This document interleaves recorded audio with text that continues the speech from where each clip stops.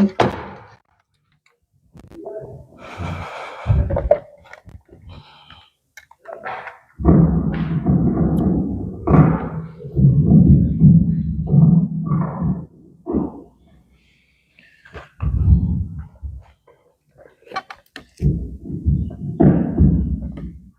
عليكم ورحمة الله وبركاته.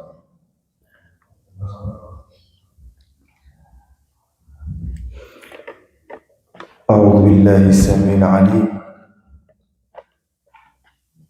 من الشيطان اللعين الرجيم. بسم الله الرحمن الرحيم.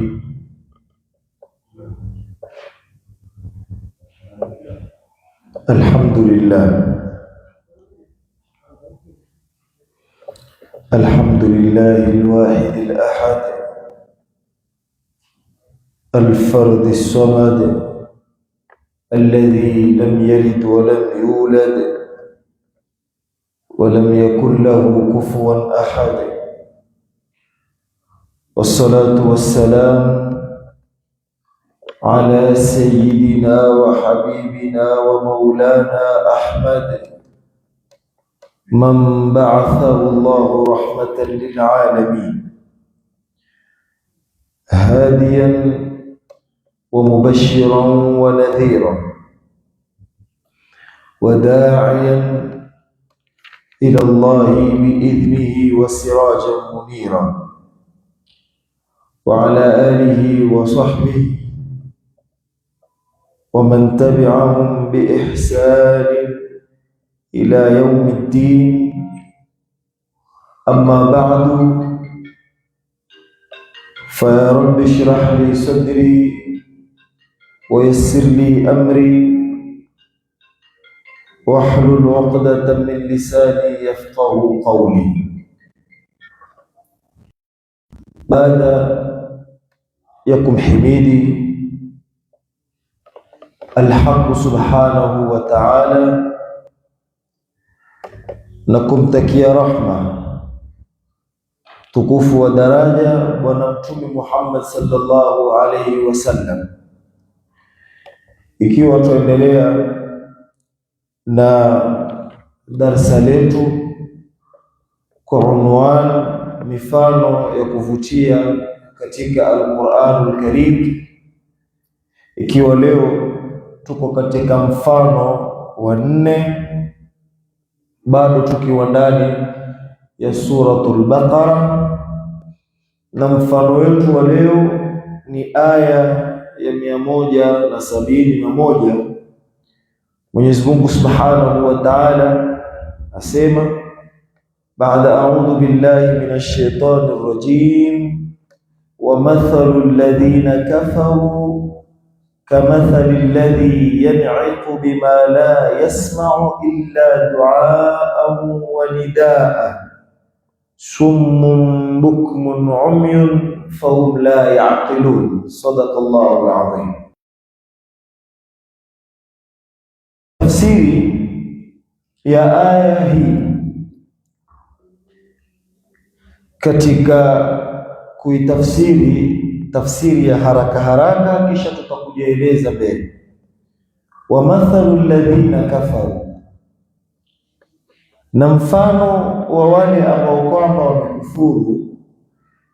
Kamathali alladhi, ni kama mfano wa yule ambaye kwamba yan'iqu, yuampigia kelele, bima la yasma'u, kwa asiyesikia, illa duaa, isipokuwa wito, wa nidaa, na sauti. Summun, ni viziwi, bukmun, ni mabubu, umyun, ni vipofu, fahum la yaqilun, kwa hivyo hawana akili au hawaelewi.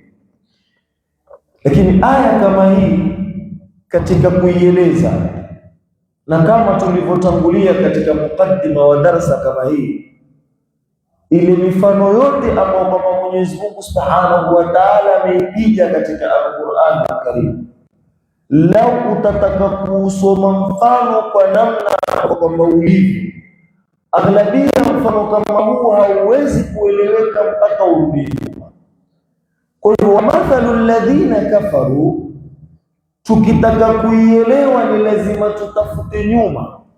Allah tabaraka wa taala alikuwa wazungumzia nini, afikie mahali wawapigia mfano wale ambao kwamba wamekufuru. Rudi katika aya ya takriban 159. Mwenyezi Mungu Subhanahu wa Ta'ala aeleza katika aya kama hii, asema innal ladhina, hakika ya wale ambao kwamba yaktumuna, wanaficha, vile ambavyo kwamba anzalna minal bayinat, tumeviteremsha kutokamana na hoja zilizokuwa wazi, walhuda, na uongofu, min ba'di ma bayyanahu, baada ya kwamba tushazibainisha na kuziweka wazi, linnasi, kuwaekea watu, fil kitabi, katika kitabu.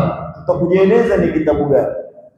Ulaika, hao ambao kwamba ni wenye kuficha, yal'anuhumullahu, yuwalaani wao Mwenyezi Mungu, wa yal'anuhumul la'inuna, na wanawalaani wao wale wenye kulaani. Innal ladhina yaktumuna, hakika ya wale ambao kwamba ni wenye kuficha, ma anzalna minal bayinat, yale ambao kwamba tumeyateremsha kutokamana na uongofu, kutokamana na hoja za wazi, kama ambavyo kwamba wameeleza ulama utafasir, walikuwa ni wale Mayahudi na Manasara ambao kwamba walikuwa wamejengea vitabu vyao kwamba yale yaliyomo ndani ya vile vitabu hakuna anayetakaniwa kuvijua isipokuwa wao, yani wale arruhbani, mapadri, makasisi na wale viongozi wakubwa katika dini kama zile. Kwa hiyo lau ilikuwa itateremka Qur'an kwa mambo ambayo kwamba tayari yameelezwa katika vitabu vyao, kanu yaktumun, walikuwa wakificha, hawayaelezi yale kwa watu wao, kuambia kwamba anaoyasema Muhammad ndio hayo hayo ambayo kwamba yameelezwa katika vitabu vyetu hao. Na ndio maana utaona wewe nyuma, kabla haijakuja ile revolution, ilikuwa mtu kumiliki Biblia ile ya zamani, Old Testament, ilikuwa ni makosa makubwa katika kanisa la Katoliki. Biblia kama hizi zilichukuliwa zikatiwa katika maktaba zao, ikawa hakuna ambaye kwamba ana uwezo wa kuaccess Biblia kama zile isipokuwa wale viongozi wa juu. Na ndio tatizo ambalo kwamba liko mpaka sasa, kuwapata hao Mayahudi au hata Wakristo ambao wana ufahamu kamili wa vitabu vyao ni ngumu. Ni mpaka warudie wale mapadri wao, wawarudie wale viongozi wao, wawe ni wenye kuwaeleza yale ambao watataka wao kuwaeleza. Kanu yaktumunu, walikuwa wakificha baadhi ya mambo, kwa sababu wakifahamu kabisa kwamba hawa ambao kwamba tuwapeleka hawana ujuzi wala elimu ya vitabu hivi, tutawaeleza yale ambao kwamba tuna uwezo wa kuyaeleza. Na ndo maana tulipokuwa tukizungumza jana katika mfano wetu wa tatu, katika mambo ambayo kwamba walikuwa wakiyafanya, wakifahamu fika kwamba wafuasi wao hawajui Taurati, wafuasi wao hawajui Injili. Mwenyezi Mungu Subhanahu wa Ta'ala aliwaambia waumini, afatatma'una an yu'minu lakum wa qad qala fariqun minhum yasma'una kalam Allah thumma yuharrifunahu min ba'di ma aqaluhu. Walikuwa wana tabia ya kubadilisha maneno ya Mwenyezi Mungu Subhanahu wa Ta'ala. Ndio maana utaona katika vitabu vyao kuna revision za kila wakati. Kuna Taurati wamerevise, kuna Biblia ambayo kwamba imekuwa revised, kuna Old Testament, kuna New Testament, sijui kuna vitabu gani na gani katika kuieleza Biblia. Walikuwa wana tabia yuharifuna wa yaktumun, wanabadilisha na wanayaficha yale mambo ambayo kwamba huwa hakika 100% yametajwa katika Qur'an na hayo yametajwa katika Injili. Mimi mwenyewe binafsi Injili sifahamu, lakini nishasikia baadhi ya watu katika dini hizo wazungumza kwamba hata katika Biblia imekatazwa masala ya mtu kula nguruwe. Hata katika Biblia imezungumza masala ya mtu kufanya kuketi katika sitra. Hata Biblia imekataa baadhi ya vitu ambavyo kwamba wao wavifanya, lakini yaktumuna ma anzalna min albayinat, wanakuwa ni wenye kuficha yale mambo ambayo kwamba tushayateremsha yako wazi. Masala kama haya Mwenyezi Mungu Subhanahu wa Ta'ala sema wal huda, na ni mambo ya uongofu, min ba'di ma bayyanahu linnas, baada ya kwamba tushaweka wazi kwa watu. Angalia Mwenyezi Mungu Subhanahu wa Ta'ala sema min ba'di ma bayyanahu lilmuslimin ama lilmu'minin ama lilmuttaqin, kama ilivyoanza suratul Baqara, aeleza linnas, kwa watu. Hivyo masala ya Allah tabaraka wa taala kuyafunua mambo na kuyaweka wazi, Mwenyezi Mungu Subhanahu wa Ta'ala haya ameyafanya kwa watu wote na dini zao na vitabu vyao ambavyo kwamba vimeteremshwa na Mwenyezi Mungu Subhanahu wa Ta'ala. Asema ulaika yal'anuhumullah, hawa wanalaaniwa na Mwenyezi Mungu. Suala litakuja, kwa nini kanu yaktumun? Kwa nini walikuwa wakificha? Kwanza nyuma, ukirudi nyuma katika historia, dini ilikuwa yafungamanishwa sana na uongozi. Kirudi nyuma, ukitizama historia ya Uyahudi, ilikuwa dini hufungamanishwa na uongozi. Ukitizama historia pengine ya Ukristo, dini ilikuwa zikifungamanishwa sana na uongozi. Na ndio maana utaona hakuna mwanadamu yoyote ambaye kwamba yupenda authority yoyote. Mwanadamu hapendi serikali, na hata ukimwona mtu amesimama yuipenda serikali yake, unajua kuna maslahi yazungumza kwa sababu kuna senti zitatoka. Lakini asli ya mwanadamu hapendi authority, hapendi serikali, hapendi mpaka polisi. Kuna anayependa polisi. Kule shuleni wale watoto hawapendi hata wale maprefect, hawana haja nao. Ukija nyumbani utakuja pata hata watoto hawampendi baba yao, kwa sababu yuko very authoritative. Kaswalini, kafanya hivi, mwanadamu hapendi. Kwa hivyo kutaka kummiliki huyu mwanadamu humilikiwa katika vitu viwili. Humilikiwa na akili na hisia, na dini imebeba sana akili na hisia za mwanadamu. Kwa hivyo tukitaka kumshika mwanadamu, tuishike nini? Tuishike dini yake. Ndio maana utaona kanisa la Katoliki likafungamana na ule ufalme wa pale. Utasikia sijui God bless the king. Lazima yazungumzwe haya katika kanisa, katika neema ambazo kwamba Mungu ametupa. Ni kwamba ametupa mfalme mzuri, kwa hivyo tumuombeeni dua Mungu ambariki, na ule mfalme atakuwa pale kanisani. Wewe angalia mpaka sasa unadhani wanaita coronation sio ya mfalme yoyote au malkia yoyote British, ni lazima utapata wakubwa wa kanisa wako wapi? Wako pale wameketi, kisha katika sehemu za juu kabisa wamewekwa. Kwa hivyo lau watakubali baada ya kuwa wamewamiliki watu, hilo jambo la kwanza. Jambo la pili, sote tufahamu hizi dini aghlabia wengine ukando na kwamba ni politics, lakini dini hutumika pia kwa sampuli ya kuendesha maisha ya watu. kwa njia za sadaka na mambo mengine, na haya kwa wazi dhahara shahra. Ndio maana utaona kila atakayefungua sehemu zake za ibada hakuna anachokikimbilia kama kupata waumini.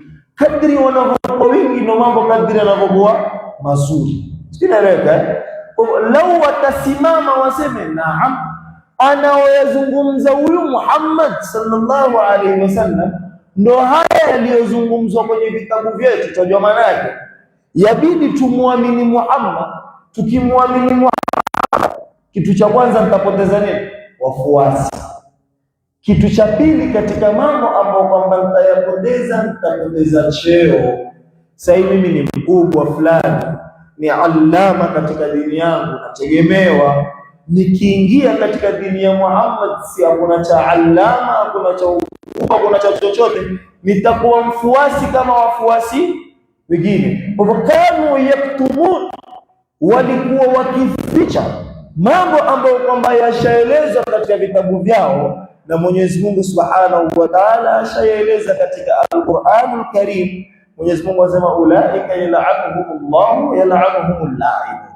Hawa wenye tabia hii ya kuficha, Allah Tabaraka wa Ta'ala yuwalaani, na wale wenye tabia ya kulaani pia huwalaani watu kama hawa. Kisha sema illa alladhina tabu, isipokuwa wale ambao kwamba wametubia, wa aslahu, na wakawa ni wenye kusilihi, wa bayanu, na wakawa ni wenye kubainisha na kuweka wazi. Faulaika atubu alaihim wa ana tawwabur rahim, hao ndio ambao kwamba atubu alaihim, nitapokea toba zao. Wa ana tawwabur rahim, na mimi ni mwingi wa kupokea toba na ni mwingi wa kurehemu. Illa alladhina tabu, isipokuwa wale ambao kwamba watarudi nyuma, watatubia, wataacha kuficha, waslahu, kisha wakawa ni wenye kutengeneza, kisha wabayanu, na wakawa ni wenye kubainisha, wakawa ni wenye kuwaekea watu wazi. Jamani, haya anayozungumza Muhammad ndio hayo ambao kwamba yameelezwa katika Injili, kama wale ambao kwamba Mwenyezi Mungu Subhanahu wa Ta'ala alomueleza Bwana Mtume Muhammad kwamba ukiwasomea Qur'ani wanaijua, tara a'yunahum tafidu min ad-dam, kisha wasema inna kunna min qabli muslimin. Hawa aslahu, tabu, wabayanu, na wakawa ni wenye kuwaekea watu wazi kwamba anaoyaeleza Muhammad ndio hao yalielezwa katika vitabu vyetu. Hawa Mwenyezi Mungu Subhanahu wa Ta'ala anasema atubu alayhi, atakuwa ni mwenye kupokea toba yao, kwa kuwa yeye Allah Tabaraka wa Ta'ala ni at-tawwabu ar-rahim. Aendelea Mwenyezi Mungu asema innal ladhina kafaru, hakika wale ambao kwamba wamekufuru, wamatu kisha wakafa, wa hum kuffaru, hali ya kuwa wao ni makafiri, ulaika alaihim la'natullahi wal malaikati wan nasi ajma'in, hawa juu yao ni laana ya Mwenyezi Mungu Subhanahu wa Ta'ala na malaika na watu wote kwa ujumla. Suala litakuja, tuwazungumzia innal ladhina yaktumuna. Kwa nini Mwenyezi Mungu Subhanahu wa Ta'ala abadilisha khitabe, awazungumzia makafiri? Hizi aya ambazo kwamba tuwazizungumzia leo mpaka tufikiwa mathalu alladhina kafaru, aghlabia ukizitizama kwa jicho la juu utaona kana kwamba Qur'ani Mwenyezi Mungu Subhanahu wa Ta'ala anapozungumza huja akazungumzia mada akaachana nao, akazungumza mada nyingine akaachana nao, wa fil hali si wa hakika. Innal ladhina kafaru, hakika ya wale ambao kwamba wamekufuru. Tulizungumza juzi tukasema hakuna kitu muhimu katika kuielewa Qur'ani kama kwanza kuelewa lugha iliyoteremshiwa Qur'an, ambayo kwamba ni lugha ya Kiarabu. Kilima cha kafara katika lugha ya Kiarabu kina maana tofauti tofauti, lakini katika maana zake humaanisha pia kubadilisha. Ndio maana utasikia hii ni kafara kitu fulani, yani badala ya hivi kwa takaniwa nifanye hivi. Ala sabili almithal, mimi sifungi Ramadhani, kuna kitu kinachoitwa fidia. Badala ya kufunga nitatoa fidia. Hii fidia ndio kafara. Kunapata takfiru dhunub. Mwenyezi Mungu Subhanahu wa Ta'ala hufanya pia kwa lugha utakayosema mtu aweza kuelewa vibaya ukasema ukafiri, lakini ukafiri tunaozungumza ni kwa Mwenyezi Mungu hubadilisha yale madhambi akayafanya yakawa mema, kama ilivyokuja katika Al-Qur'an Al-Karim kwa baadhi ya watu. Na ndio maana utaona hata mkulima katika lugha ya Kiarabu huitwa kafirun. Na tuseme tutoke hapo kama muite mkulima kafiri, watu hawajaelewa hizi lugha. Lakini mkulima pia Kiarabu huitwa kafir. Nasema neno langu imeeleza Al-Qur'an Al-Karim. Kwa nini aitwe kafir? Kwa sababu mkulima ana tabia ya kubadilisha mchanga wa chini akauleta juu katika ile hali yake ya kulima. Angalia Mwenyezi Mungu Subhanahu wa Ta'ala katika ile aya ya ilamu na mal hayatud dunya, mbele asema kama sijakosea aya kamathalil ghaythi a'jabal kuffar nabatu, sio? Ni kama mfano wa mvua ambayo kwamba imewafurahisha utazema makafiri, kisha mbele nabati, na nabati unajua ni mimea. Huwezi tafsiri ukasema ni kama mfano wa mvua a'jabal kuffar, imewafurahisha wakulima ile mvua iliponyesha zikatoka zile nabati, mimea ikawa ni yenye kupendeza. Mbele Mwenyezi Mungu thumma yahiju musfarra, kisha ikaja ikawa ni yenye kupiga manjano. Mwenyezi Mungu azungumza masala ya wakulima, azungumzi masala. Kwa hivyo tukisema innal ladhina kafaru, anaowazungumzia Mwenyezi Mungu ni wale ambao kwamba waliamua kubakia hao katika masala ya kuficha, kwamba hatuwezi kusimama tukakubali anayozungumza Muhammad ndio aliyoelezwa katika Taurat.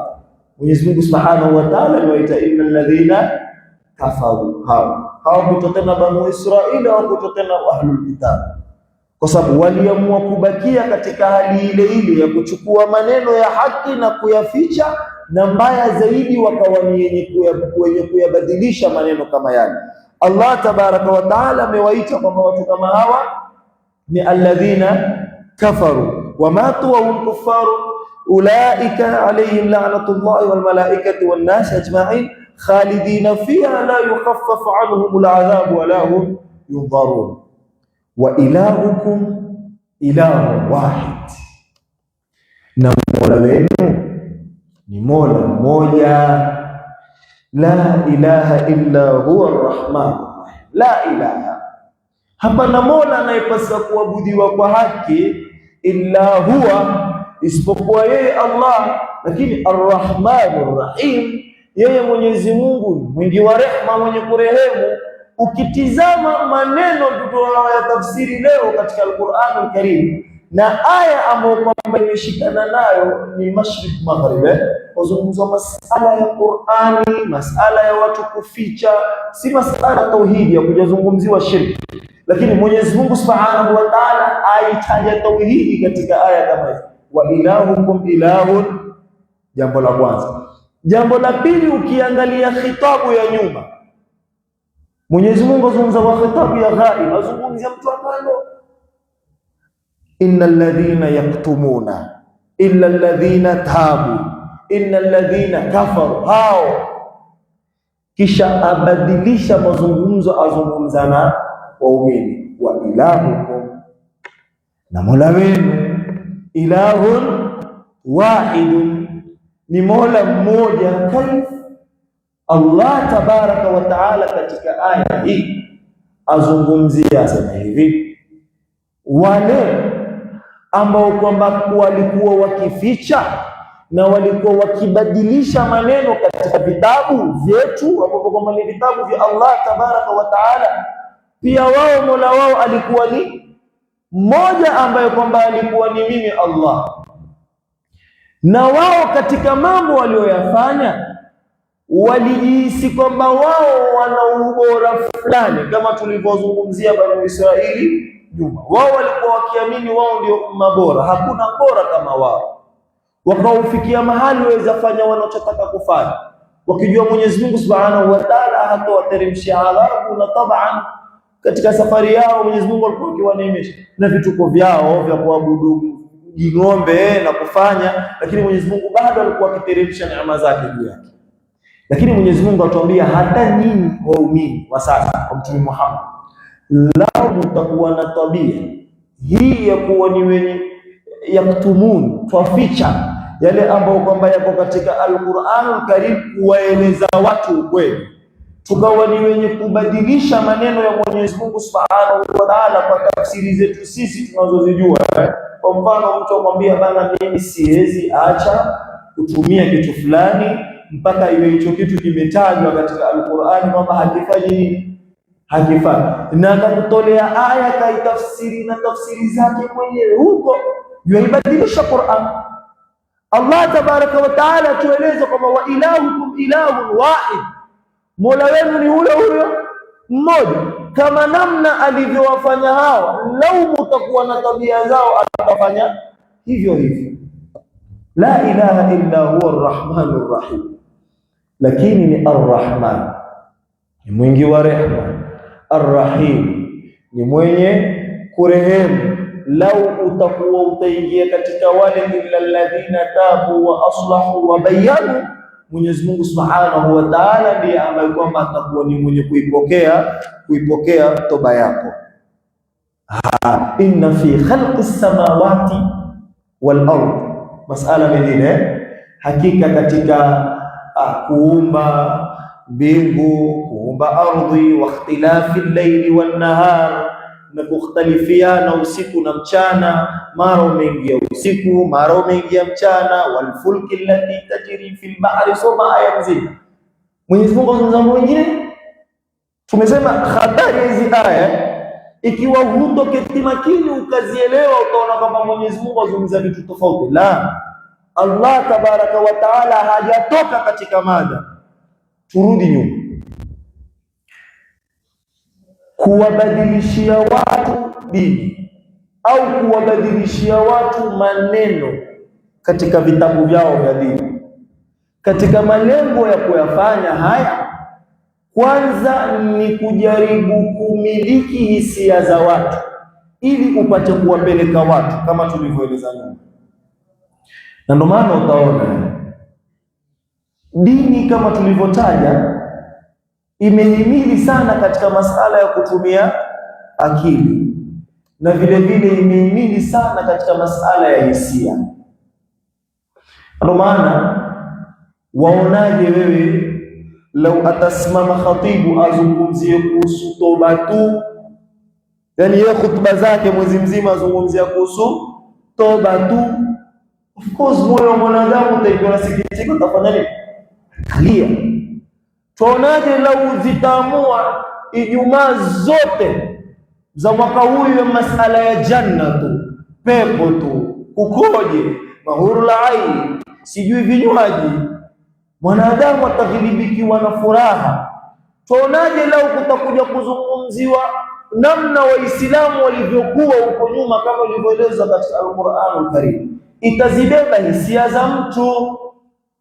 Na ndio maana utaona katika mambo ambayo kwamba wamefanikiwa watu wa dini zingine kuwabeba wale waumini zao ni kucheza na hisia zao. Intaha al-khabar. Basi tofauti ya Uislamu hauketi na hisia tu, una mada tofauti. Ndio maana nakumbuka tukiwa madarasa katika hali ya kusoma, mmoja katika wanafunzi wenzangu anaeleza, sema wallahi kuna wakati mwingine ukiketi ukiutizama Uislamu usipokuwa makini utakuchanganya. Ndio kwa sababu gani? Asema uweza sikiza aya za pepo na mawaidha kuhusu pepo, ukasema basi naenda wapi? Peponi. Shamaliza habari yake. Ukaja ukapata shaka mwingine azungumzia moto, ukajua naenda wapi? Motoni. Yani Uislamu kugusa pembe zote. Lao atakuja atazungumzia masala ya waumini na tabia zao na sifa zao, wapata ile hisia ya kwamba pia mimi nafanya nini? Ni katika waumini. Lau atakuja tazungumzia wanafiki wako vipi, wana tabia kudharau swala na mambo gani, wajisi pia wewe mbona kama mimi mnafiki fulani hivi, mbona na mwanzo sikia mtu akwambia mbona kwa khatibu leo nizungumzia nini? Hadhire, Uislamu una tabia kumgusa mtu pembe zote za maisha yake. Lakini katika upande wa pili wa dini zingine, ndio maana utawaona mtu yule kiongozi huanza chini, akaja akawa na gari, akawa na majumba na masadaka utolewa kisawasawa, kuchezea tu hisia za watu. Kivipi? Mimi binafsi nina tabia nina tabia kuketi nikasikiza zile hutuba zao, basi tu keti kasikiza, pengine kuna la faida ambalo kwamba wallahi hakuna kikubwa kinachozungumzwa pale kama kutia watu moyo. Hivyo tu. Katika mwaka huu ndio mwaka wa mafanikio. Ile gari ambayo kwamba ilikuwa waitaka utaipata mwaka huu. Sijui wale wachawi ambao kwamba walikuwa wakikusumbua watakuondokea, kisha kutaimbwa, kutatajwa, kutafanywa. Si tumeelewa? Wayasikia msikitini? Wayasikia msikitini? Ile gari wayasikia? Hapana.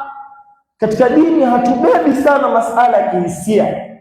Na ndio maana utaona watu waketi walia wafanya nini, hadhira zimebebwa zile hisia zao. Leo ataambiwa sati ya mfukoni toyo, atoa toyo.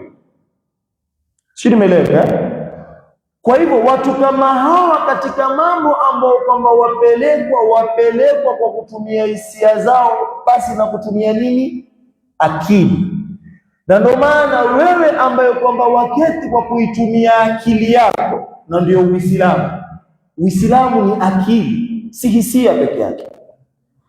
Kuna baadhi ya mambo yafanyika, wafikia mahali wewe kwa kutazama unasema hapana, hayaingia akili, hawa kibwa. Huu ni utapeli wa kisampuli kwa akili.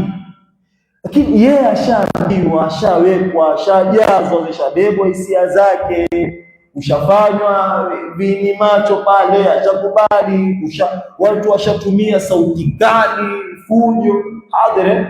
Lakini Mwenyezi Mungu Subhanahu wa Ta'ala awazungumzia hao mpaka wakafichwa, mpaka wakabeba. Wajua hakuna mtu mzuri wa kumiliki kama mtu ambaye kwamba hajui. Siku zote mjinga hupelekwa, wenyewe Waswahili wakwambia wajinga ndio waliwao, hao ndio watakaoliwa sana.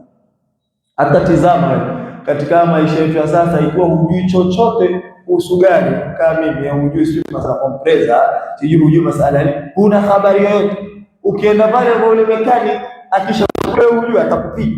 Wewe unakwenda na pengine ni kubadilisha oil tu, sio? Kama bana unajua hii belt yako, hii engine yako, sijui nini kwa tatanio, wakishapiga wewe ushajua kuisha. Hii gari ukitizama au ufiki rupa hiyo italipuka, engine itatoa moto, washtuka, wale kwa sababu hujui anayozungumza mambo gani bana. Hapa kwa kukua wajua customer wangu wa muda mrefu 10,000 hapa hivi kidogo unaweza fanya kazi yako, wazitoa kabisa, wazitoa sababu hujui. Tofauti na mtu ambaye kwamba unasema engine na matatizo, hebu nionyeshe wapi hapa, mbona naona hapa iko sawa, mbona ile ilizunguka sawa, mbona aghlabia siku zote mwanadamu hapendi mtu anayejua kumshinda yeye. Ujuoni kanika wengi huchukia watu wenye magari ambao hawajua magari yao. Ule customer mjeuri sana, si mjeuri, yuwajua hale. Kwa hivyo aghlabia wingi wao hawajui, ndio maana wafichwa, wanaelezwa yale ambao kwamba wao wakubwa wataka kuwaeleza. Hayo wewe tizama katika ile mijadala, shekhe, watu utandikwa na aya katika vitabu hawajawahi kusikia na vitabu vyao, na ni mtu mzima na miaka na hadhira. Kwa hivyo katika Uislamu ni mtu awe ni mwenye kutumia akili, na ndio maana utaona katika Al-Qur'an Al-Karim zimekuja aya tofauti za mwanadamu kutumia akili yake. Ukitaka kujua Mwenyezi Mungu yuko, tumia tu akili, haitaki hata imani. Afala yanzuruna ila ibili kaifa khuliqat was-samai wat-tariq, na aya tofauti. Kwa hivyo baada ya kuyazungumza haya yote, Mwenyezi Mungu akatupigia picha namna gani hawa watu waliweza kubebwa akili zao kwa kutumia hisia zao, na siku zote mtu akimilikiwa hisia zake akili huwa haifanyi. Ndio maana wenye kusema wasema laisa fil hubbi almashura, katika kupenda pia mtu akishapenda huwa hakuna ushauri hapo. Utampeleka kwa therapist, bana mzungumzishe, muangalie huyo kijana wangu, bana atazungumzishwa, atafanyiwa pale therapy. Si twajaribu kubadilisha huku, lakini tatizo liko huku. Atapelekwa kwa babu yake, mzungumzishe kwako, yule msichana anayempenda si msichana sahihi, yuko sawa, msichana hana adabu, yule msichana sijui, atazungumzishwa lakini atarudi pale pale. Ukiweza kuzibeba hisia za watu, hata akili zao waweza kuzibeba. Kwa Mwenyezi Mungu Subhanahu wa Ta'ala katika aya mbele atueleza inna fi khalqi samawati wal ardh, hakika katika maumbo ama kuumba mbingu na kuumba ardhi, wa ikhtilafi layli, na kukhtalifiana usiku wa nahari na mchana, wal fulki, na wale wanyama, allati, ambao kwamba tajri, ama wal fulki, na majahazi afwan, allati tajri fil bahri, ambao kwamba yapita katika bahari, bima yanfa'u nnas, kwa mambo ambao kwamba yenye kuwafaa watu. Wama anzala Allahu minas samai, soma aya yote hiyo, mwisho Mwenyezi Mungu anasema la ayatin liqaumin yaqilun. Hizi zote ni ishara kwa watu ambao kwamba ni wenye kutumia akili. Sisi nimeleka bado ndani ya hizi aya, na ndo tutashikamanisha na aya ya mbele. Ukiweza kuketi ukazibeba hisia za mtu ukawa ni mwenye kumpeleka hare, aghlabia huyu mtu huwa ni mfuasi wako wa dhati, atakufuata kokote. Sisi nimeleka, atakuwa kwa lugha ya vijana na nieleweke, atakuwa ndiye influencer, na wewe ndio utakuwa yule ambao kwamba wakuwa influenced, you are the follower, utamfuata. Na ndio maana utawaona baadhi ya watu, sitakutaja masala ya dini, hata akaenda wapi haezi ingia sehemu nyingine ya ibada mpaka ile ile, na atakuwa mkali la utaketi ukamzungumzia yule kiongozi wake vibaya. Ndio maana utaona masala yanayotokea sisi yake na Makenzi na vitu gani, mwana mtu amesimama yuatetea, unajua akili yake haipo, amebebwa na nini, hisia zake zishabebwa. Wewe bana, ukifa utakaribishwa na nani? Lakini kwanza tangulieni nyinyi, mimi nitakuja baada. Wewe huo ni kwa pigwa akili, simeleka. Kwa hivyo lau utakuwa ni mwenye kuzibeba hisia za watu, utawaongoza 100%, na utafikia mahali hata ukaja ukaelezwa nini, iwe ni katika masala ya dini, iwe ni katika masala ya lifestyle, iwe ni katika masala haya ambayo kwamba vijana sio wavilibikiwa superstar, kumfuata yule model wa. Ndio maana utaona katika lugha ambayo kwamba tutumia watu huita idols, this is my idol. Kwa Kiswahili tu tafsiri haraka, huyu ndiye nani? Sanamu. Na sanamu hujenga picha ya Mungu, sio unaelewa? Akizungumzwa sanamu kwa zungumzwa ibada kwa wao, ile shirki, kwamba hichi ndio ninachokiabudu. Atakaposema huyu ndio hivyo, atakavonyoa huyu ndio hivyo hivyo, atakavovaa huyu ndio hivyo, atakachokisema huyu tuko hapo hapo, tuko nyuma yake. We are the followers. Tukawa ni wenye kuwashika watu kama hawa, tukawafanya ndio wenye kupeleka maisha yetu, wenye kutufanyia sisi fikira. Yani sisi tushindwa kufikiria, tuwaachia wao watufikirie. Nyie mmojaona ufikia mpaka katika baadhi ya masala mtu akwambia ngoja bana tumsikiza fulani akisema, shaka wewe huwezi fikiria ukasema. Mwenyezi Mungu amekupa akili, si unaelewa?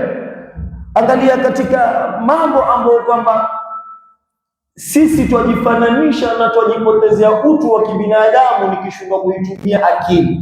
na akili na mafungamano makubwa na roho tutakuja zungumzia katika aya za mbele. Kwa mwanadamu akatoka katika mila ya kufuata maamrisho ya Allah tabaraka wa taala. Huyu Allah naye nani? Inna fi khalqi samawati wal ardh. Ukitaka kumjua Allah, tizama alivyoumba ardhi, alivyoumba, alivyobadilisha usiku na mchana. Lakini haya yote lazima iwe kwanza akili yako iko sawa. Ndio maana utaona ufikia mali mtu ambiwa bana hakuna Mungu, akawaingia katika atheism. Mtu amebebwa hisia tu, akili yake imeondoka. Masala ya ikhtilafu al-layli wan-nahar wal-fulki allati tajri fil bahri bima yanfa'u an-nas, na aya ziko tele na tele na tele. Ndio maana Mwenyezi Mungu Subhanahu wa Ta'ala mbele ataja asema wa minan nas, na kuna kutokamana na watu ambao kwamba wameshindwa kuzitumia akili zao. Watu kama hawa ni wale ambao kwamba yattakhidhu min dunillahi andada, wanachukua kwa asiyekuwa Mwenyezi Mungu Subhanahu wa Ta'ala andada, miungu. Hatari yake yuhibbuna, wakawa ni wenye kuwapenda hawa miungu wao, kahubbillahi, kama namna wanavyompenda Mwenyezi Mungu. Yani kama namna mu'min anavyompenda Allah, ukaja ukampata na huyu yuwampenda yule idol wake ambaye kwamba amezibeba hisia zake, akamfanya kama ambavyo kwamba alikuwa yatakaniwa amfanyie Mwenyezi Mungu Subhanahu wa Ta'ala. Hebu jamani, tuzungumze hizi vijana, namna ambavyo kwamba tuko loyal na hawa masuperstar wetu. Wajua bana, mimi team Cristiano, wajua bana, mimi tina, namna tunavyowaabudu kwa lugha nyingine. Hakuna mechi itakayocheza mtu hata support Al-Nassr nini, ana timu yake, lakini kwa kuwa yacheza na fulani yupo katika timu hii tutaangalia, na hatuangalii tumwangalia. Je, ingelikuwa ndivyo namna tunavombeba Allah tabaraka wa taala, zingelikuwa wapi imani zetu? Kama tunavyowafuatilia hawa ma-idol, ma-role model, ma-superstar wetu, ndivyo ambavyo kwamba ingekuwa tumfuatilia Allah tabaraka wa taala kwa anavyosema katika kitabu chake, sisi tungelikuwa wapi imani? Yuhibbunahum kahubbillah, wanawani wenye kuwapenda wao kama wanavyompenda Allah tabaraka wa taala. Kisha Mwenyezi Mungu asema walladhina amanu, lakini wale ambao kwamba wameamini, ashaddu hubban lillah, hawa ndio ambao kwamba wana mapenzi makali kwa Allah tabaraka wa taala, mpaka kukubali wewe ikawa huwezi kubebwa na masala ya kidunia na zile influence ambazo kwamba ziko mitandao na mambo yote ya shari ambayo kwamba yako. Ni dalili tosha kwamba wewe mapenzi yako kwa Mwenyezi Mungu Subhanahu wa Ta'ala ni makali kushinda mapenzi ya kuwapenda wale miungu mwingine ambao kwamba ni hizo idol ambao kwamba tumezizungumza. Kisha Mwenyezi Mungu asema, tukienda kwa haraka haraka, walau yara alladhina zalamu, na lau watakuwa ni wenye kuona au wenye kujua, alladhina zalamu, wale ambao kwamba wamezidhulumu nafsi zao, idh yarawna al'adhaba, pindi watakapoiona adhabu, anna alquwwata lillahi jami'a, kwamba nguvu zote ni za Mwenyezi Mungu Subhanahu wa Ta'ala, wa anna Allaha shadidul adhab, na kwamba Mwenyezi Mungu Subhanahu wa Ta'ala ni mkali zaidi katika masala ya kuadhibu. Lau hata watakuja kuonyeshwa, watakuja kuelezwa kwamba jamani, masala ya nguvu, masala ya ukubwa yote ya nani? Ya Mwenyezi Mungu Subhanahu wa Ta'ala. Haya mnaoyafanya yana ubaya, Mwenyezi Mungu Subhanahu wa Ta'ala ni shadidul adhab, atakwenda kuadhibu, kwa sababu wao tayari washamfanya Mwenyezi Mungu Subhanahu wa Ta'ala anao washirika na zimebebwa hisia zao. Tutakuja kuona katika mfano tukiachukua haya yote tukiatia katika mathalul ladhina kafaru, watu kama hawa hata wakaona hawarudi nyuma. Ni wangapi katika watu ambao kwamba, tupige mfano masala ugonjwa wa sasa, masala ya atheism, wameelezwa hata katika mambo ya kutumia akili tu kwamba Mungu yuko, lakini kwa kuwa zishabebwa hisia zao kwa kutiwa hizo hoja hawajarudi nyuma. Ni wangapi katika watu ambao kwamba tumejaribu, pengine ni Waislamu, hawajatoka katika Uislamu, lakini tu suala la swala umesema, lakini kwa kuwa swala haijamuingia katika akili, na mpaka ingie katika akili ndio ifike katika moyo, ana mambo yake ambayo kwamba yamemuingia katika moyo, ameshindwa kurudi nyuma, na kufikia mahali mtu akwambia wallahi niombe Mungu, yasikia lugha hii, wallahi mimi sikuwa hivi, niombe. Zimebebwa hisia zake. Ndio maana utaona wallahi ni masala ya kuhuzunisha. Ni wangapi katika Waislamu ambao kwamba tuko radhi tuiache swala tukaangalie mpira kwa kisingizio bana, wajua ishai mpaka karibu na alfajiri huko, kinajua hii game tu sitakupitwa hii. Jamani, si hayo wa minan nas, si hayo man yattakhidhu min duni llahi andada yuhibbunahum ka hubbillah. Badala ya kuyafanya haya Mwenyezi Mungu ndio bora. Unajua bana, leo bana fulani wacheza alikuwa na injury siku 3, mtakangamone hapo. Muhimu wake ni swala ambayo kwamba si zaidi ya dakika 10 yamshinda Muislamu kwa kisingizio cha nini? Mpira. Kuna wangapi, unajua kila mtu ana maradhi yake. Wanasi fi ma yaashaquna madhahib, wasema hivi. Wao katika masala ya kupenda wana madhehebu. Kila mtu ana madhehebu yake ya kupenda. Weza kuwa penda mpira, mwingine apenda movie, mwingine apenda wanawake, mwingine apenda kula, mwingine apenda mitandao. Yani yeye kazi yake ni kutizama tu simu gani mpya inatoka, basi gari gani mpya imetoka, model gani. Na masala haya pia utaona hata haya yote sisi ubebwa kihisia tu. Ukizitizama haya magari, mfano angalia gari yoyote model yoyote 2018 ilivyo, kisha tizama model iliyotoka mbeleni ikoje, utuchezea utapata pengine engine ile zile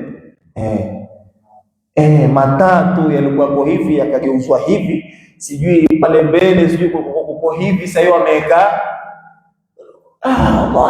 gari kali kweli hii gari hisia tu. Lakini wewe si unao gari bana, nataka ile, lakini ndio hiyo ibadilishwa tu kabla. Kisha mbaya zaidi wakaja wakatutengenezea lugha, wajua bana, mwenye kuendesha gari model hii akiwa katika barabara kama nyinyote hamuna magari, anaendesha gari yeye, na siku zote hakuna kitu mtu anachopenda kukifanya kama kuonekana yeye. Wabebwa hisia zetu. Ukitizama simu, mimi hupenda kutumia mfano wa hizi iPhone unazozipenda.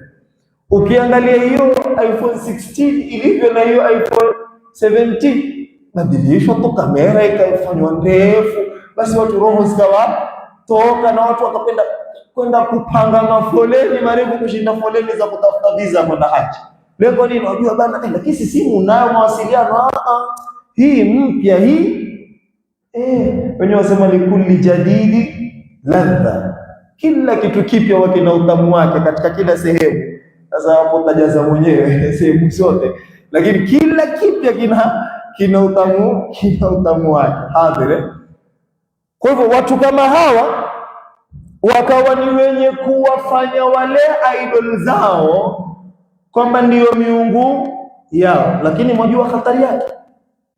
Mbele ya aya Mwenyezi Mungu Subhanahu wa Ta'ala asema ittabarra alladhina tubi'u min alladhina tabau, pindi ambao kwamba watajitenga, watawaepuka wale ambao kwamba waliofuatwa, wakawa ni wenye kuwakataa wale ambao kwamba waliowafuata, waraul adhaba wataqatta'at bihim alasbab, kwa sababu washaiona adhabu na Mwenyezi Mungu Subhanahu wa Ta'ala shakata mafungamano yao.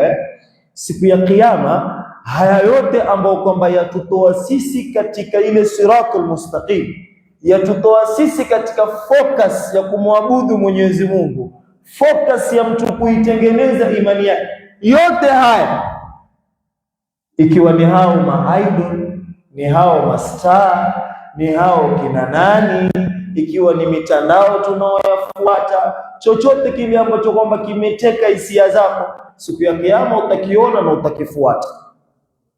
Na utakapokifuata, wale waliofuatwa watakuwa ni wenye kuwakataa wale ambao kwamba waliowafuata. Hakuna yoyote ambao kwamba sisi twawaona katika mastaa wetu kwamba siku ya Kiyama atakuokoa na lolote. Mwenyezi Mungu Subhanahu wa Ta'ala sema tabara, watakuwa ni wenye kuwakataa. Watu watawafuata kwa lugha gani? Kwa lugha bana, nyinyi ndio mliotutoa sisi katika focus ya kumwabudu Mwenyezi Mungu, nyinyi ndio mliotupoteza. Watawakataa kwamba bana, mimi kwa lugha sasa siwajui, kwa sababu hawa shayuna adhabu. Na Mwenyezi Mungu Subhanahu wa Ta'ala ashapata mafungamano yote. Na katika dunia utaona wewe namna gani wanavyozibeba hisia zetu. Hebu angalia hawa wasanii, akishamaliza ile show yake atazungumza, nyinyi mashabiki zangu nawapenda nyote, sisi utike vipi? Na sisi pia yale ona mafungamano. Siku ya Kiyama hakuna. Hata wale walikuwa kikuona kila concert una sura yako mbele, hata kujua siku ya Kiyama.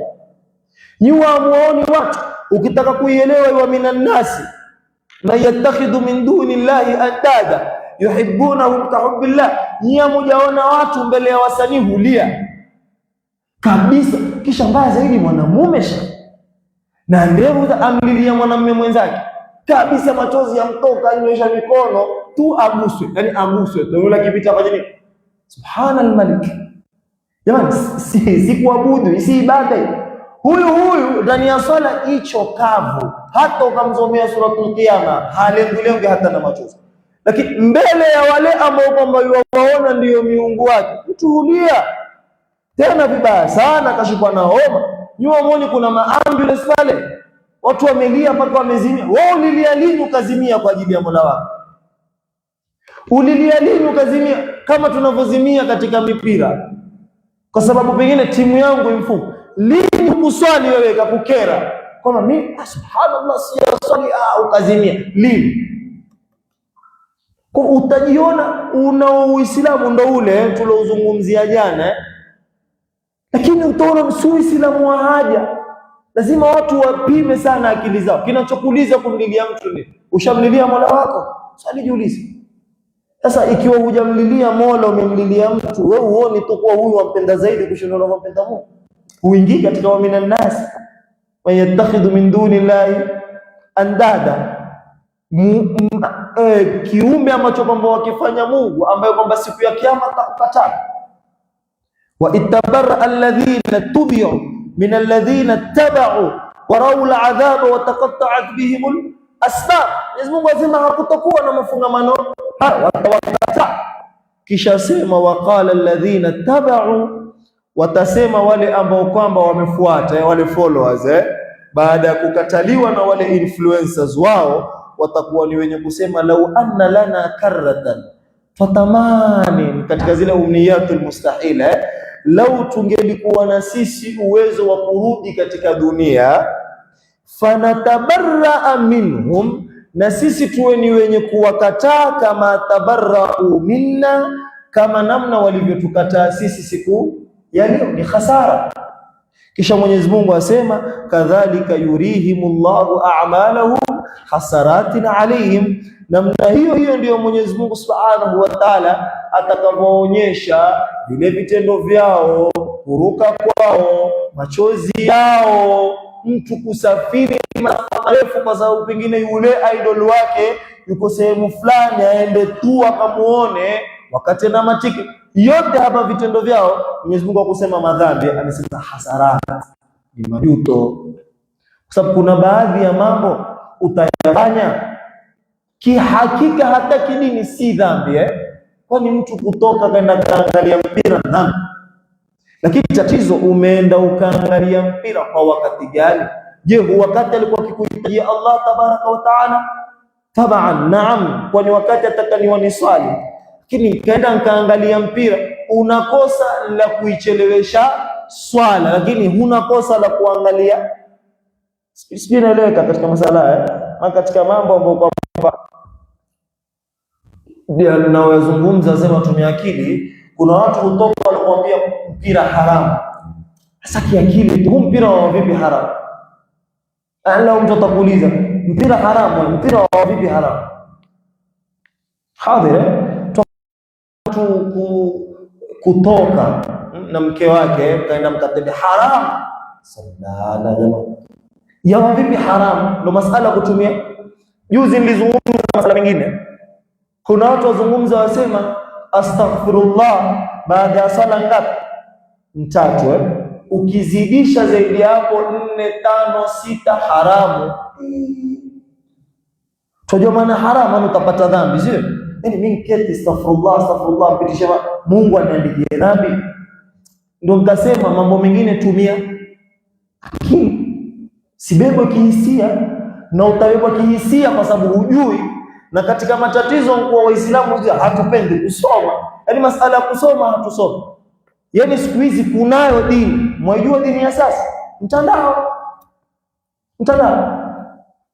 Utamwona mtu mkali amesimama maskani awatolea wenzake fatwa, kumjua hata madrasa gani kijana anasoma katakharaj.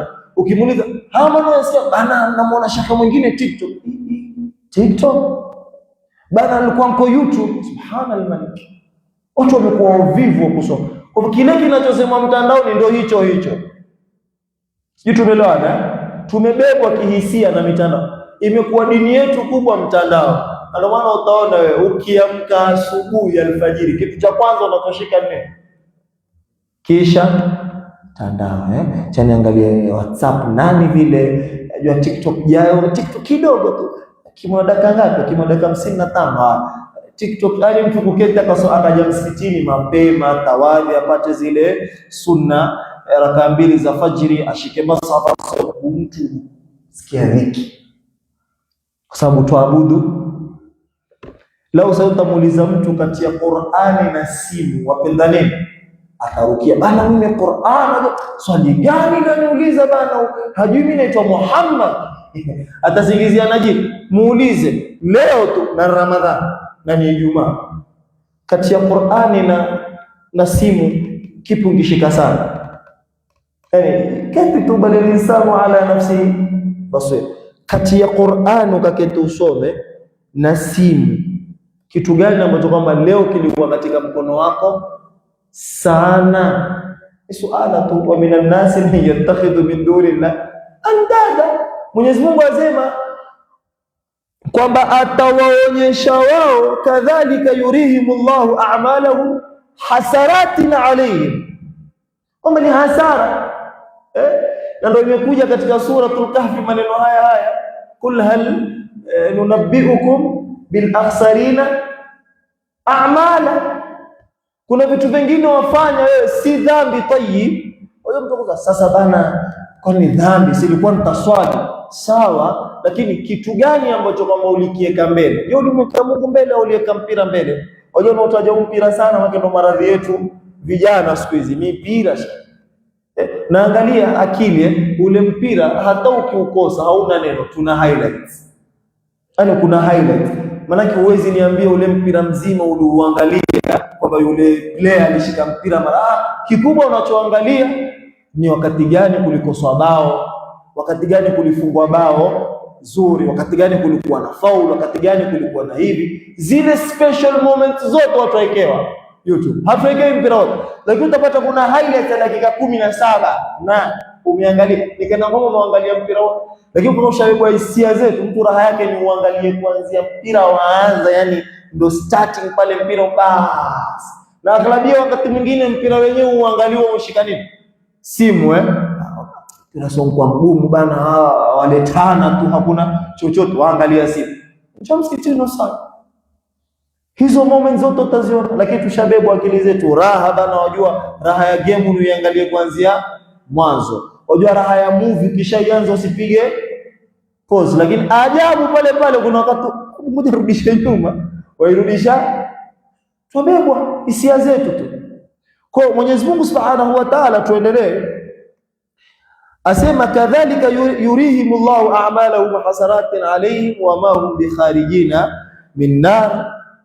Watu kama hawa hawatakuwa ni wenye kutoka motoni, kwa sababu ya namna walivyoteua, kuviteua vitu, kuvichagua vitu, wakaviweka mbele, wakawa ni wenye kumweka Mwenyezi Mungu Subhanahu wa Ta'ala nyuma, wakaweka watu ma-influencer, wakawaweka wale ma-idol wao, wakakosa kumweka Mwenyezi Mungu Subhanahu wa Ta'ala katika mioyo yao kama namna walivyoweka wao. Hasara yake Mwenyezi Mungu asema wa ma bikharijina minan nar, watu kama hawa hawatakuwa ni wenye kutoka motoni. Kisha ya ayuhan nas, enyi watu, si ya ayuhal ladhina amanu ama ya ayuhal mu'minun, ya ayuhan nas, enyi watu, kulu, kuleni, mimma fil ardi, kutokamana na kile kilichokuwa katika ardhi, halalan, kwanza kiwe cha halali, tayyiban, kisha kiwe ni kizuri. Focus ya Muislamu au tumuite mtu kwa sasa kama alivyomuita Mwenyezi Mungu Subhanahu wa Ta'ala, kikuwa kitakachokunufaisha wewe. Mwenyezi Mungu atupa njia rahisi ya kuishi katika dunia, ndio usiingie katika hii hasara. Wewe angalia tu riziki yako, huo ndio muhimu.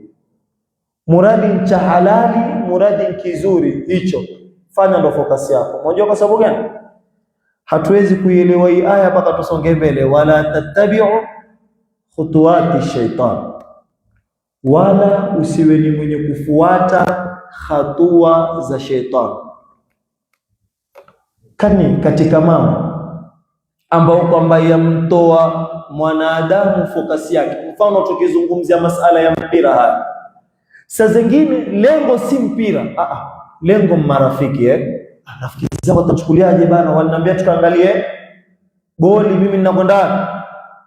Mtu akaamua, sijui muona hiyo kutaka kubilonga, naeleka bana, wajua bana, yule jirani yangu nunua ile gari mpya bana, sasa nisiponunua ajua atandharau.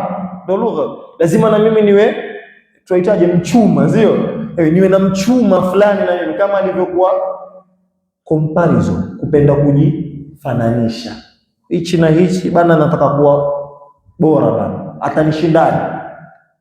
Tunaona vizuri, hizi zilikuwa tabia za shetani kabisa. Tabia za nani? Ni tabia ya Ibilisi. Kilichomtoa Ibilisi peponi ni hichi cha kujifananisha. Mimi mbona huyu, wa ana khairun minhu.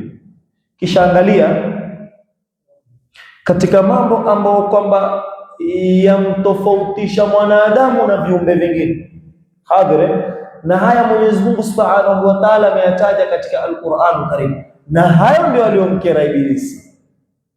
Mwenyezi Mungu Subhanahu wa Ta'ala ameumba viumbe vingi vya baharini tunavyoviona, na chini ya bahari tusivyoviona. Ukiangalia ile sijui inaitwa Nat Geo ile, utaona viumbe kila siku ajabu ambao kwamba hujawahi kuwaona. Unasoma viumbe vingi, lakini kwa nini mwanadamu iwe ndo walaqad karramna bani Adam, kwamba mwanadamu apewe utukufu? Kwa sababu mwanadamu kando na kuumbwa tu na udongo na mchanga, Mwenyezi Mungu Subhanahu wa Ta'ala kuna kitu ambacho kwamba alimpa chaitwa roho, na Mwenyezi Mungu alikuwa ashawapa habari malaika akiwa miongoni mwao wakati huo ni Ibilisi, kwamba mimi nitaumba, inni khaliqun bashar min tin, mimi nitaumba kiumbe mwanadamu kutokamana na nini? Fa idha sawaituhu wa nafakhtu fihi min ruhi, pindi nitakapomweka sawa, sasa akawa yuko sawa sawa, wa nafakhtu fihi min ruhi, nikawa ni mwenye kumpulizia ile roho, faqa'u lahu sajidin, sujudieni. Kwa malaika walikuwa wajua kwa mwanadamu ya consist vitu vingapi? Viwili. Twin, kwamba ameumbwa na udongo, kisha ana kitu ambacho kwamba chaitwa roho, na hii roho ndiyo inayomtengenezea mwanadamu ile nafasi ya kufikiria. Conscious, thank you. Hiyo una uwezo wa kufanya nini? Kufikiria na ukataamali mambo, hili zuri, hili baya. Wanyama hawana hiyo. Kwa hivyo mwanadamu, pindi unaposhindwa kuitumia akili yako, kumaanisha wewe sawa na nani? na mnyama. Hadhire, utaona leo vipi mwanamume yuwafunga ndoa na mwanamume mwenzake, mambo hayaingia akilini, kwa kisingizio mimi sipendi wanawake, napenda wanaume. Niwadhihirishe haya mambo hayaingia akilini, lakini hawa jamaa washabeba hisia zao. Hawa wanaume wawili hawawezekani wote wawili wakawa wanaume, lazima mmoja awe na tabia zake ili apate kumvutia. Lakini upendi wanawake, penda lile jisauti mpenda hivyo hivyo alivyo. Kabisa bana, mimi unajua bana, basi tu napenda wanawake, sawa. Lakini huyu anayependwa huyu si mwanamume, mpaka amvutie huyu lazima awe na tabia zake, alegeze sauti, alegeze mwendo, sijui awe ni mwenye kuvaa mawigi, makeup kidogo, sijui apake malipstick. Si mambo wafanya wanawake, penda tu mwanamke shekhi. Lakini utawaona sijui wakili zao waskwani kabisa, kama tulivyozungumza juzi masala watu kuabudu ng'ombe na kuabudu vitu vingine, hata kuingilia dini za watu. Lakini utaona wazi vitu havingili. Juzi nafuatilia, kuna watu huabudu mpaka ile sehemu ya mwanamke, na leo angesema hivi kwa kisingizio ati wajua ndiko tulikotoka, huku ndiko tuliko, kwa hivyo huku ndo sehemu ya shekhe. Muhali sutumi na akili, tuna akili zao kabisa zifanya. Kwa hiyo tukapewa roho, ndo roho ikatupa hiyo nafasi ya kufikiria mambo kwamba ni conscious kama tulivyoeleza. Mnyama hana hii, mwanadamu ndio ambaye kwamba amepewa nafasi kama hii. Kwa hivyo Ibilisi alayhi laana alipofika akawa na maana akakujifananisha na mwanadamu, mbona huyu tu ambaye tumsujudie? Kama leo watu wengine kama shekhe bana, kuna darasa azungumza nani? Azungumza yule Ustadh Absalam. Tatuambia nini? Kwanza kijana mdogo. Natoa tu mfano, nasema kuna watu wasema hivyo. Ikiwa wako wanaosema hivyo wako sawa, hawajakosea. Kijana mdogo kweli na elimu hana, sahihi. Lakini utaona mtu akawa ni mwenye kujikompea, mbona yeye atatuambia nini? Hadhira, masala haya ndio khutwa za shetani, ndio hiyo, wa mahumbi kharijina minan nar, yatawatia watu katika moto hayo. Bana, mbona fulani ana simu fulani mimi sina, ikakutoa focus yako na wewe waenda mbio kuitafuta hiyo. Mbona fulani ana gari fulani ambayo kwamba mimi, na ajabu haya huwa yapatikani katika ibada. Mbona fulani ana 100 sijaanza, zilizobakia 12 zote nashuka nazo, ikiwa mpija 8 mimi napiga ngapi? Hatuna hizo. Lakini ndiyo mambo tuliambiwa, wasabiqu, tushindane katika masala wasari'u ila maghfira, watu washindane katika kutafuta msamaha. Lakini vijana watushindane katika haya bana, unamuona fulani bana mpiga viatu hivyo, asikubali ili aje hii na watu wangu fulani huo ambao kwa bana hao ndo tunataka kushindana naye. Lakini focus yako kubwa, ya ayuhan nas kuleni mimma fil ardi halalan, basi muradi wapata riziki yako ya halali nzuri, wamridhisha Mungu, intaha al-khabar. Masala mengine kutakushindana na watu, kisha mbaya zaidi utaona watu bana, si haramu lakini mtu kuendesha gari, hatujasema ni haramu, na mtu wala tansa nasibaka min ad-dunya, watu na aya amezifata, hatusemi ni haramu. Tatizo ni kuyabeba haya mapenzi yakazidi mapenzi ya kumpenda Mola wako, basi ikawa mtu wewe waabudu gari zaidi ya unavyomo. Yani gari umepaki pale nje, lakini wasali hapa raha una. Kwani najua kwanza pita watoto pale kwa scratch ile. Unajua usikisi, najua vizuri waweza niibia side mirror na side mirror uzifunga. Ndani ya sala, mbele ya Mola wako wafikiria gari lako. Ndani ya sala wafikiria simu yako. Kuna watu wengine, sisemi kwamba watu wasifanye, lakini watu saa zingine mtu kutia simu mfukoni wakati wa swali huona dhiki. Yani una ile nikirukuu ukifanya nini songea itavunjika screen, atakaiweke pale mbele. Hatusemi kitu kibaya, faasau va suruali ambapo kwamba ukisujudu ya kusumbua sawa. Kuna wengine wasiwasi tu simu yangu bana kuingia bana. Na wengine mbaya zaidi ufika na riaa, watajuaje na simu? Watoa watu fokasi zao katika ibada. Kuna wengine fi qulubihim maradh, kuna watu ndio mambo wanaoyapenda. Mtu ile suratul Fatiha haisomi, macho yaangalia jamani iPhone fulani, jamani Samsung. Watoa watu katika ibada. Hadhire, kwa Ibilisi alipokuja katika masala ya kuteta na mwanadamu, angalia lugha aliyotumia, asema nitamsujudia vipi mwanadamu ambao kwamba umemuumba kutokana na udongo. Hakutaja masala ya roho kabisa. Ndio maana ndio maana akija kumchezea mwanadamu humchezea sana katika masala ya hisia, wala hamchezei kiakili. Yajua huyu tayari mimi namuona hana. Na ndio maana yale mambo anakuchezea kihisia utakujaona baadaye hayaingii akilini kabisa, hayaingii akilini. Na saa zingine pia huja akaichezea hiyo hiyo akili yako. Hadhire, kwambia bana daku nkula saa ngapi? Watu husema baadhi, hii nukta muhimu. Kuna lugha ambayo kwamba sisi husema mashaitani hufungwa Ramadhani. Ushasikia lugha? Na kweli hadithi ya Mtume, lakini Mtume hakusema mashaitani wote. Anasema na wanaofungwa ni wale maifriti, wale wakubwa katika mashaitani, si mashaitani wote. Maana huku chini huwa kunavyo vile vishaitani vidogo vidogo ambavyo kwamba utembea jamani.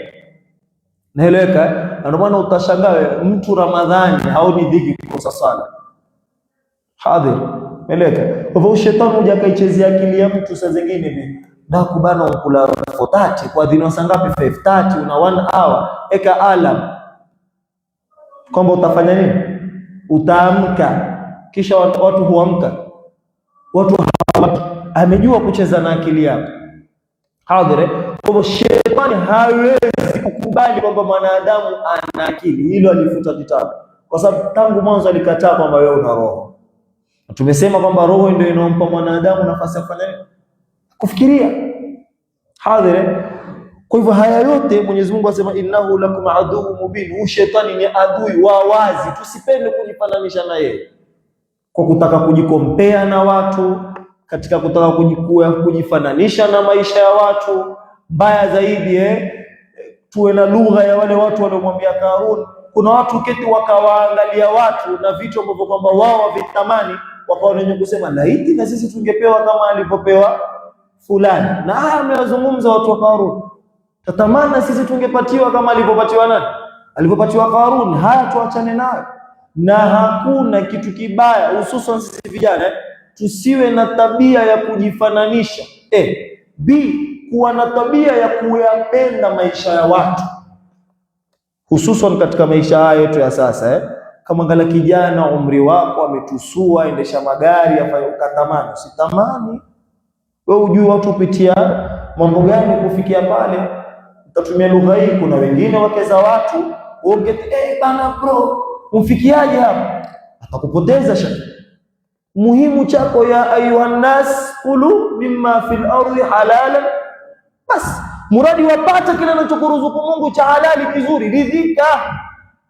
Ustamani vitu vya watu, vitakupoteza.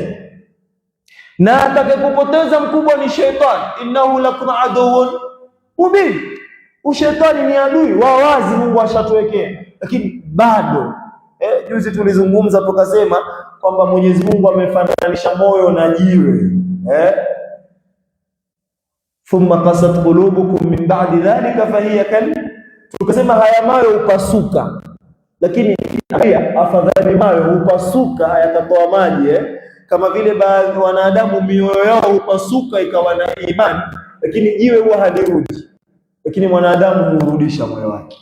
Sasa kuna watu mioyo yao imepasuka. Inna min al-hijarati lama yatafajjaru minhu al-anhar. Sahi ni Qur'ani na yeye, swala na yeye, na ikiisha Ramadhani ile mito ambayo kwamba yatoka katika jiwe kama ile ashaifunga. Hadhire, kisa na sababu ni shetani. Na ushetani ashatia ahadi Mwenyezi Mungu Subhanahu wa Ta'ala kwamba la ughwiyannahum ajma'in, kwamba nitakuwa ni mwenye kuwapoteza wote. na Mungu ashatuambia innahu lakum aduwwun mubin, tusiwe ni wenye kufuata hizo khutuwat shetani. Step ya kwanza, acha kupenda kutamani maisha ya watu. Jambo la pili, punguza sana masala ya kujifananisha. Bana, si yule kama mimi, mbona yule hawatie katika ibada. Ukimwona mfano tuna vijana tusalisha tarawih, hilo likukere hilo. Mbona yule asoma Qur'ani, mbona amehifadhi na pengine ni mdogo wangu, mbona si mimi? Hilo ndio litukere katika mambo ya kheri. Mtu ametia mkono mfukoni anatoa shilingi 100, hilo likukere. Sasa mbona anatoa shilingi 100? Mimi natoa 200. Hao ndio wanaoyataka Mwenyezi Mungu. Na hivyo ndivyo walivyokuwa masahaba ridwanullahi alaihim. Amekuja Sayyidina Umar mbele ya masahaba na mali, ampatia mtume. Mtume, umeacha nini nyumbani? Anasema nimeacha nusu ya haya na nimemwacha Mwenyezi Mungu. Na atoka Sayyidina Abubakar anaonekaniwa haja na zaidi ya hayo. Aulizwa, shekhe, haya yote nyumbani umeacha kitu? Asema taraktullah wa rasula. Huwa mkuja na nusu ya mali, ya Rasulullah, mimi nakupa yote hii. Tunataka mashindano hayo, tujifananishe na watu wema. Fatashabbahu wa in lam takunu mithlahu inna at-tashabbuha bilkirami falahu. Jifananisheni, utambia moja katika shuara, hata kama hutakuwa kama wao, lakini kule kujifananisha na watu wema ndio kufaulu. Hata ukijifananisha na mtu mwema huwezi ingia. Wa minan nasi man yattakhidhu min dunillahi andada yuhibbunahum ka hubbillah. Sasa wewe wampenda mtume, utakujifananisha na mtume kweli, utapotea. Ile njia aliyoifuata mtume ndio utakayoifuata wewe, ambao kwamba ni Qur'ani, kana khuluquhu al-Qur'an. Utashikamana na Qur'an na Qur'ani itakutengeneza tabia zako, wewe utapotea. Yuhibbunahu, utampenda mtume. Mtume mwenyewe kufundisha kumpenda nani? Allah tabaraka wa taala. Kwa hivyo kumpenda huyu mtume ambao kwamba umemfanya ndio superstar wako, umemfanya ndio role model wako, hawezi kupoteza. Kinyume na hawa tunawapenda, hawatuelekezi kwa Allah tabaraka wa taala. Asema innama ya'murukum bis-su'i wal-fahsha wa an taqulu 'ala Allahi ma la ta'lamun. Kitu kikubwa cha shetani kutuamrisha mabaya na machafu, na akawa ni mwenye kutufanya tukasema kuhusu Mwenyezi Mungu Subhanahu wa Ta'ala mambo ambayo kwamba sisi wenyewe hata habari hatuyajui. Qila lahum ittabi'u ma anzala Allah. Pindi utakapoambiwa watu kama hawa, ittabi'u, fuateni, ma anzala Allah, kile ambacho kwamba amekiteremsha Mwenyezi Mungu Subhanahu wa Ta'ala. Qalu tattabi'u ma alfaina alayhi abaana, usema bana sisi tutakuwa ni wenye kufuata kile ambacho kwamba wametuachia mababa zetu. Na angalia lugha iliyokuja, si ma wajadna, tuliyopata. Alfaina ni mtu kupata kitu, mfano kama nyasi ambacho kwamba hata akijui kintoka wapi, hajakifanyia bidii, hakuna nguvu zake, ndio kuja kwa lugha ya alfaina. Na mwajua maana yake? Mnyama hula nini? Nyasi. Nyasi anazipata iwajani, zilimea ngapi, nani anlima, ana vitu kama hivyo. Kwa hivyo yoyote ambao kwamba atumia akili ufananishana. Haya, wale tuliowazungumzia nyuma ambao kwamba hufichiwa katika vitabu vyao wakawa ni wenye kufuata, hao wenyewe huwahitaji wale wafuasi wao makondoo. Sio lugha tumika. Sio muone hizi aya vile zimevana. Hayo ndio Mwenyezi Mungu azungumza kwamba watu wasiokuwa na akili hufanywa kama wanyama, ni wanyama tu. Hata lugha rutumia imekuja sehemu nyingi katika Al-Qur'an Al-Karim, utasema nattabi'u ma wajadna, sio alayhi, imekuja. Lakini hapo hizo kusema qalu bal nattabi'u ma alfaina alayhi abaana, sisi bana tutafuata yale ambayo baba zetu walifanya nini. Kisha angalia lugha na somo, walau kana abauhum la yaqiluna shay'an wala yahtadun. Hivi je, hao baba zao wenyewe sio walikuwa hawatumia akili kama wao tu, na wala hawakuwa ni wenye kuongoka?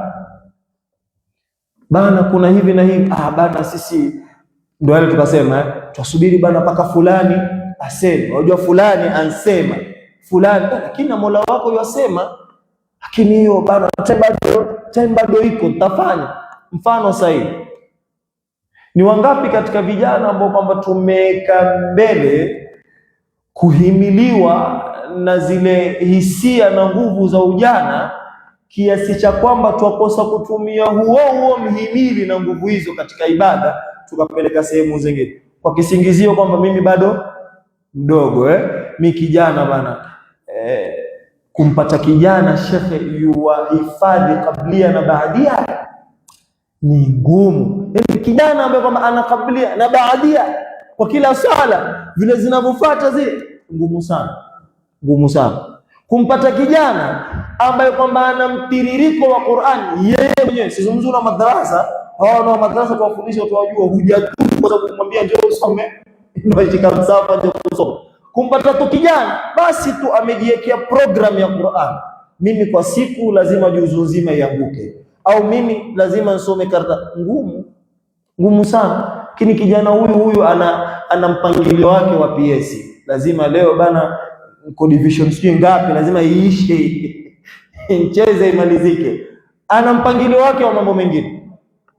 Hadhir kumpata kijana kwa kisingizio kwamba mimi bado mdogo, na sasa kwa namna tulivyobebwa na mujtama community ya sasa, kijana kuonekaniwa ameshika ibada na tabia mzuri, kuonekaniwa ni mshamba. Tumia lugha hiyo, kuonekaniwa ni mshamba, huwa hajui kitu huyu bana. Jamaa kuna darasa ubarara na ushamba fulani na ushehe, yani kule kujipamba na sifa nzuri ya kwamba wapenda msikiti, wapenda harakati za msikiti, wewe ni kwa sababu ndio tuliowekewa. Hadhire na mtu atasabana, ndio kawaida yetu. Unajisikia lugha?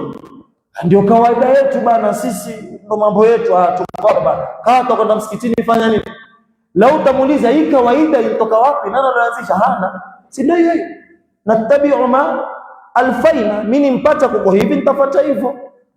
Si tumezoea bana, kifika time ya mpira ni mpira bana, taswali baadaye bana. Hata sisi tuko ngapi hapa? Kwa sababu hii jamaa tosha hii. Taswali. Subhanallah. Alfaina alayhi abaana awalau kana abauhum la ya'qiluna shay'an wala yahtadun. Kisha tuingie katika mfano tueleze kwa ufupi wakati umeenda. Mwenyezi Mungu anasema wa mathalul ladhina kafaru, na mfano wa wale ambao kwamba wamekufuru. Hao wote tuliwazungumzia.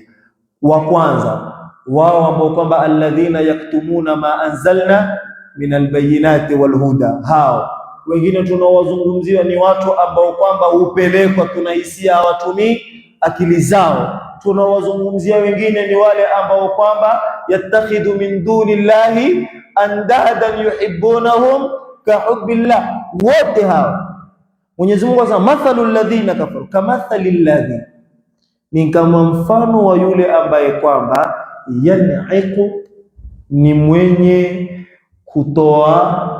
kupiga kelele. Kwa lugha nyingine yan'iqu wenyewe wasema ni as-sautul khasu lirari, ni ile sauti ya yule mchungaji yule anayechunga wanyama. Hawa wachungaji wanyama wana sauti zao ambazo kwamba huzungumza na wale wanyama wao, naeleka ambao sauti hiyo yeye mwenyewe mchungaji wajua hapa sisemi kitu, yaani sauti ya bure, kilio tu cha bure, napiga kelele ya bure. Lakini yule mnyama ashajengeka na frequency ya kwamba huyu akisema hivi ndio hivi. Jambo la kwanza, yule mchungaji, tuanze kupiga mifano ya nyuma sasa, tuje aya by aya. Yule mchungaji si ndiye ambaye kwamba huwaelekeza wanyama wake? Na je, huyu ambaye kwamba hatumii akili anaye mchungaji wake, hana mchungaji wake? Wa minan nasi man yattakhidhu min duni llahi, na huyo ndo anayempeleka. Hata ukaja wakaonyeshwa nini? Maanake saa zingine ule mchungaji huchinja wale wanyama na wale wanyama wakaona, je, ukataa kumfuata? Kwa hivyo watamfuata. Jambo la pili, wanyama wana tabia ya kumpenda mchungaji wao hata ukaja mfano ukataka kumwenusha ng'ombe mahali anketi, ama ukaja ukamfungua kamba, haondoki pale. Baadhi ya wanyama mpaka aje afunguliwe kamba. Na mbaya zaidi, mimi niliona mfano wa farasi katika mitandao. Hata yule farasi ana tabia ya mazoea, ya kumzoea yule anayemchunga.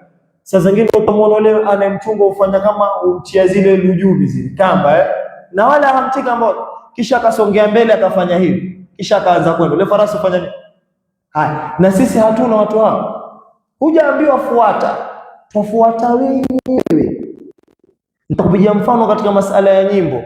Nani katika wasanii humpigia mtu sema jamani, hiyo nyimbo nataka uishike? Wallahi haimalizika wiki nyimbo itoka. Tunazo hatuna?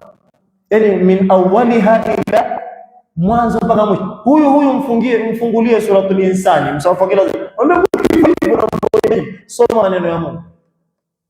Hadhire kama yule mnyama anavyomfuata mchungaji. Piga mifano yote hapa. Huyu mchungaji huyu na huyu mnyama, aghlabia huyu mnyama humtegemea sana huyu mchungaji katika kula yake. Na ndio hivyo hivyo. Hakuna watu ambao kwamba huhimilikiwa na wale wanaowapenda wafanya miungu mpaka yeye kula yake, kunywa yake. Baadhi ya watu tujalie matajiri wao wafanye kazi, ni humtegemea yule mtu. Na ndivyo ambavyo kwamba watawafundisha watu. Mpigie mfano anayempenda superstar yote. Yaani mtu atashindwa kula, atashindwa kunywa, kisa na sababu bana timu fulani mfanya nini? Subhanal Malik. Mwenyezi Mungu atuambia ya ayuhan nas kulu mimma fil ardh halalan tayyiba. Achana na kupelekwa na masala ya watu. Tupige mfano wa mwisho. Haya yote tunayozungumza